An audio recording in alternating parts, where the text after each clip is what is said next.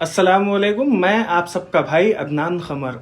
Atheist और leftist आम आवाम को, हुकूमत को, जुडिशरी को ये कहकर गुमराह करने की कोशिश में है कि सेम सेक्स मैरिजेस बिल्कुल नॉर्मल सी चीज है और हेटेरोसेक्सुअल मैरिजेस के बराबर है। मतलब हम जिनसी शादियां बिल्कुल कॉमन है, नॉर्मल है, जैसा कि एक मियाँ बीवी औरत आदमी में जो शादी होती है उसके बराबर ही है। देखा जाए तो ये एक साइकोलॉजिकल डिसऑर्डर है जिसकी वजह से हमारे मुल्क की आवाम जिना और दूसरे मलून हरकतों का शिकार बन सकती है। इन्होंने अब तक वेस्टर्न कंट्रीज की मदद से, लेफ्टिस्ट ताकतों की मदद से छोटे छोटे नेशंस को निशाना बनाया और वहां पर होमोसेक्सुअलिटी को लीगली रिकॉग्नाइज करवा दिया है। लेकिन यहां इंडिया में प्राइम मिनिस्टर मोदी की जो सेंट्रल गवर्नमेंट है, इनके रास्ते का रोड़ा बनी हुई है। सेंट्रल गवर्नमेंट ने सुप्रीम कोर्ट में आए अपील्स का रद्द करते हुए कहा कि सेक्शन 377 को तो डिक्रिमिनलाइज कर दिया गया है, लेकिन इसका यह मतलब नहीं है कि हम इन्हें लीगल स्टेटस दे दें। जी हाँ, जैसे एक फैमिली को मियाँ बीवी, एक मेल फीमेल की जब शादी होती है तो उनको एक लीगल स्टेटस मिलता है, वैसा हम इन्हें नहीं दे सकते।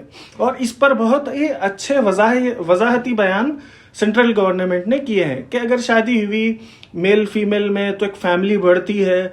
दो मर्द हुए अगर शादी करेंगे तो कहां से फैमिली बढ़ेगी? दो औरतें शादियां करेंगे तो कहां से फैमिलीज बढ़ेगी? तो ऐसे वजाहती बयान देते हुए सेंट्रल गवर्नमेंट ने बहुत ही अच्छे तरीके से इसका रद्द किया है। अब मुस्लिम समाज का सेम सेक्स मैरिजेस पर क्या नजरिया है? देखा जाए तो मुस्लिम समाज होमोसेक्सुअलिटी की जितनी मुखालिफत करता है, इंडिया में शायद ही कोई कम्युनिटी होगी जो इतनी मुखालिफत करती है। इस्लाम में सेम सेक्स मैरिजेस की कोई जगह नहीं है, बल्कि इन चीजों को सपोर्ट करने से भी मना फरमाया गया है। अल्लाह ने कुरान में कई आयतों में कौम लूत का एग्जाम्पल देते हुए कहा कि कैसे वो लोगों ने समाज में बिगाड़ डाला इसका और कैसे अजाब को अपनी तरफ मोड़ लिया। नबी अकरम सल्लल्लाहु अलैहि वसल्लम ने कई अहादीस में इन चीजों को हराम, गलत फरमाया। यहां तक कि नबी सल्लल्लाहु अलैहि वसल्लम ने कहा कि लानत हो उस शख्स पर जो जानवरों के साथ बदअमली करता है और लानत हो उस शख्स पर जो कौम लूत की पैरवी करता है। मुस्लिम समाज इन चीजों की खुल के मुखालिफत करता है क्योंकि इसमें बहुत सी घिनौनी और वाहियात हरकतें की जाती है। घिनौनी और वाहियात हरकतों की बात की जाए तो मैं आपको बताता हूं कि एक बुक है द गे रिपोर्ट, ठीक है। इसमें यह बताया गया है कि 99% गेस को ओरल सेक्स पसंद है, 91% anal sex, 82% rhyming, 22% fisting, 23% golden showers मतलब एक दूसरे के ऊपर पेशाब करना, और 4% गेस को स्कैट मतलब एक दूसरे के ऊपर पॉटी करना पसंद है, ठीक है। अच्छा, ये बुक के ऑथर खुद जो है सो दोनों भी जो है सो होमोसेक्सुअल्स है।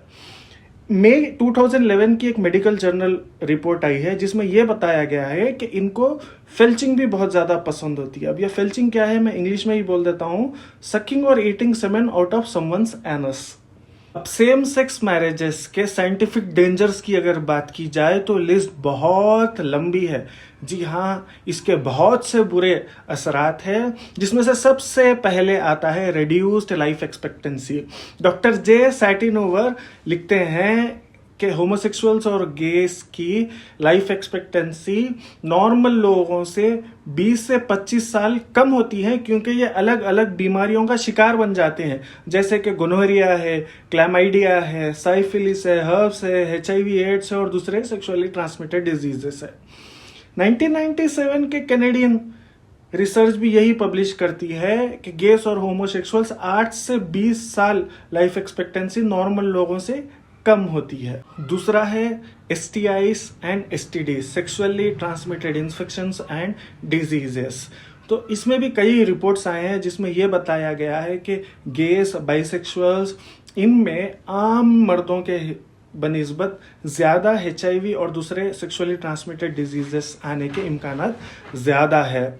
और एक ईयर 2000 की स्टडी है जिसमें यह बताया गया कि women who have sex with women, WSW, इनके पास भी higher rates of bacterial vaginosis, hepatitis C और HIV रिस्क इनमें भी बहुत ज्यादा है।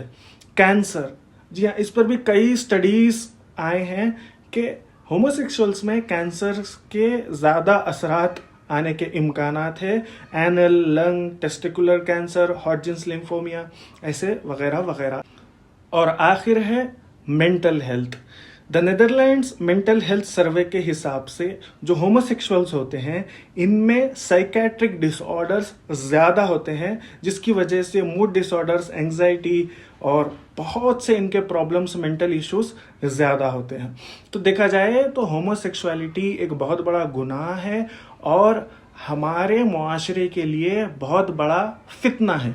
और इसमें अगर ये जो गंदी हरकतें हैं वो भी आ जाएं तो फिर हमारे समाज की तबाही ही तबाही है। अब सवाल ये पैदा होता है कि मुसलमानों को क्या इंडियन गवर्नमेंट जो अपोज कर रही है सेम सेक्स मैरिजेस का, उस पे तायद करना चाहिए या नहीं करना चाहिए। मुसलमानों के एक तरफ है लेफ्टिस्ट कैंपेनर्स जो होमोसेक्सुअलिटी को सपोर्ट करते हैं, प्रमोट करते हैं, बल्कि उसमें इन्वॉल्व भी होते हैं। ये आपको बताएंगे कि मोदी, आरएसएस आपके सबसे बड़े दुश्मन हैं और अपना वल्चर एक्टिविज्म करेंगे। इनके साथ अशराफ मुसलमान ज़्यादा बैठा करते हैं। इन्हें कोई मज़हब से लगाव नहीं होता, ये किसी मज़हब की इज्जत नहीं करते, बल्कि गंदगी, उरानियत और ये घिनौनी हरकतें समाज में फैलाते हैं। मुसलमानों के दूसरी तरफ है बीजेपी गवर्नमेंट जो सेम सेक्स मैरिजेस का फिलवक्त अपोज कर रही है। बीजेपी हुकूमत को मुसलमानों के तायद की कोई एक्सपेक्टेंसी है भी नहीं, लेकिन अगर मुसलमान इसमें इंडियन हुकूमत जो है उसकी तायद करें तो इसमें ना मुसलमानों का दीनी नुकसान है ना दुनियावी नुकसान है। तो मुसलमान क्या करेंगे अब देखना है। याद रखिए, सेम सेक्स मैरिजेस, होमोसेक्सुअलिटी के खिलाफ बोलना कोई फोबिया, हेट्रेड, हरासमेंट नहीं है, बल्कि अपने साइंटिफिक एविडेंसेस, रिलीजियस टेक्स्ट और मोरल ग्राउंड्स पे अपने ओपिनियन रखना सबका हक है। अगर ये वीडियो आपको थोड़ी सी भी पसंद आई तो ज़रूर इसे दूसरों तक फॉरवर्ड कीजिए और मुझे ट्विटर पर, फेसबुक पर फॉलो कीजिए और इस यूट्यूब चैनल को ज़रूर सब्सक्राइब कीजिए। शुक्रिया।